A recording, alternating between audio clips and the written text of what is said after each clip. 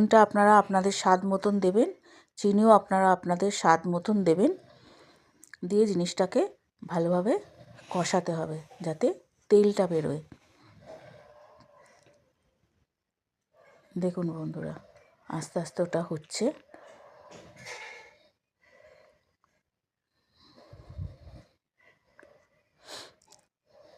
ভালোভাবে কষিয়ে নিতে হবে।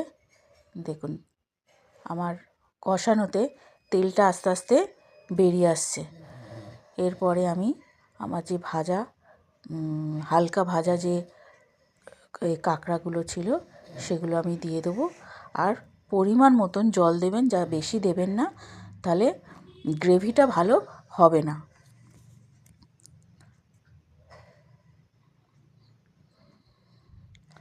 এরপর কাঁকড়াটা দিয়ে দিতে হবে আস্তে আস্তে।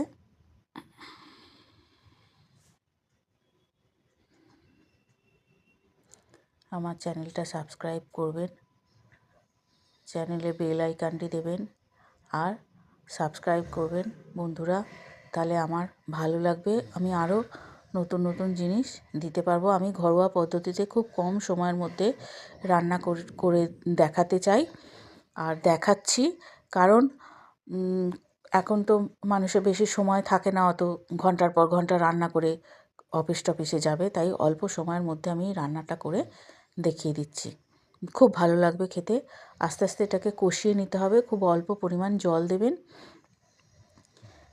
দিয়ে একটু ঢাকা দিতে হবে। দেখুন কত সুন্দর কালার হয়েছে, কত সুন্দর কালার এসেছে।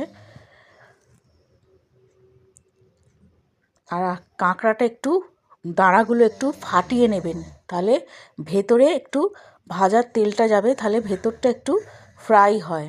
আর সবসময় কাঁকড়ার পায়াগুলো ছাড়িয়ে নিতে হয়, না হলে ওগুলো পেট কামড়াবে। কাঁকড়ার পায়াগুলো সবসময় ছাড়িয়ে নেবেন, পাতলা পাতলা যে পায়াগুলো আছে। দেখুন ঢাকা দেওয়ার পর এই জিনিসটা হয়েছে। দেখুন কত সুন্দর কালার হয়ে গেছে আমার জিনিসটা। রান্নাটা মোটামুটিভাবে কমপ্লিট হয়ে এসেছে। এর ওপরে আপনারা ঘি দিলে ঘি দেবেন, কেউ মাখন থাকলে মাখন দিয়ে দেবেন একটু। আমি মাখন দিয়েছি।